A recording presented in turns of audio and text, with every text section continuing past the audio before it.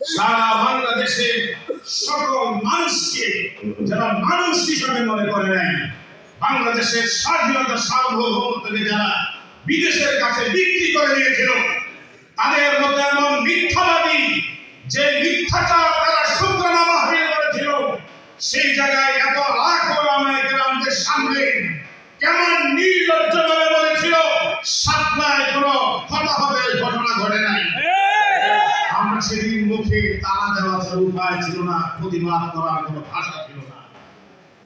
এই লুটেরারা, এই খুনি, তাদের হেলমেট বাহিনী আর গুন্ডা বাহিনী সহ আমাদের আলেম ওলামাদের উপরে যেইভাবে নির্মম নির্যাতন চালিয়েছে, শহীদ করেছে, আহত করেছে, হয়রান করেছে, মামলা করেছে, ওলামায়ে-কেরামদের হাতে পায়ে হাত করা ডান্ডা বেরি কবরে ঘরে রশি লাগাইয়া জেলখানায় কোর্টের দুয়ারে দুয়ারে ঘোরাইছে, সেই জালেম সরকাররা যারা আয়না ঘরের মতো নাটক সাজিয়েছে, সেই ফ্যাসিস্ট সরকারের প্রধান কান্নার ভান করে চোখ বসে না, নাক বসে না,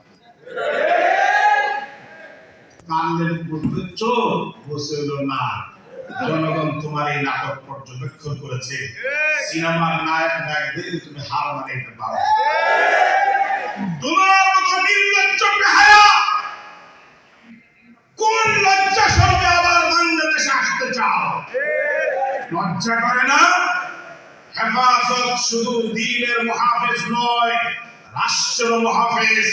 প্রতিটা মহল্লায়, শহরে, গ্রামে গঞ্জে হেফাজত এমন দুর্গ গঠন করবে, বিগত স্বৈরাচার আর দুর্নীতিবাজ সরকার আরে লুটেরারা যেন দ্বিতীয়বার ক্ষমতায় আসা তো দূরের কথা, বাংলাদেশের কোন রাজপথে দ্বিতীয়বার চুলার দাঁড়ানোর সাহস না দেখাইতে পারে।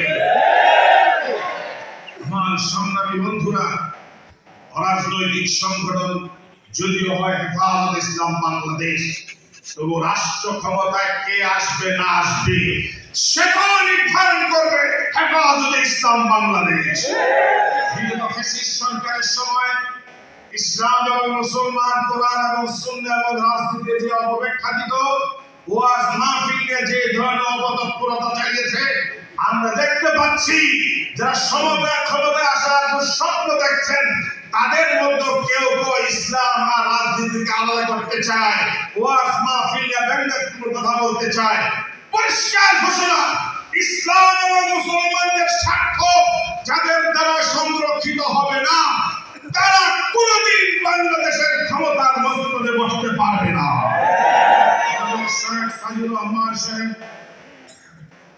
সংগ্রামী মহাসচিব আমাদের সামনে উপস্থিতির জন্য সগর্বের কথা বলতে পাই, এবং এই বিশাল জনসমুদ্র ওলামায়ে-কেরামদের এই প্রতিনিধি সম্মেলন, আমি জানি না কুমিল্লা ছাড়া কোথাও হয়েছে কিনা।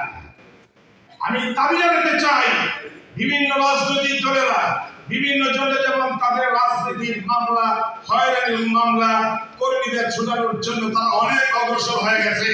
2013 থেকে 24 পর্যন্ত হেফাজতের নেতা কর্মীদের বিরুদ্ধে যত মামলা হয়েছে, যত গ্রেফতারি হয়েছে, যত ভাইরা ঘরে ছেড়ে আছেন, তাদেরকে মুক্ত করার জন্য এবং হেফাজতের সকল মিথ্যা হয়রানির মামলা প্রত্যাহারের জন্য কঠোর কর্মসূচি দেন। আমার আগে বলেছেন একজন, প্রয়োজনে আরেকটা সপ্তাহ ডাক দেন, বাংলাদেশের তৌহিদি জনতা বিশ্ববাসীকে তাকায় দিবে হেফাজত কি করতে পারে। আপনি সাহসী ভূমিকা নেন, সারা বাংলাদেশ আপনার পিছনে আছে এবং থাকবে, জীবন দিবে, রক্ত দিবে, শহীদ হবে, তবু রাজপথ থেকে আমরা ঝরে আসবো ইনশাআল্লাহ।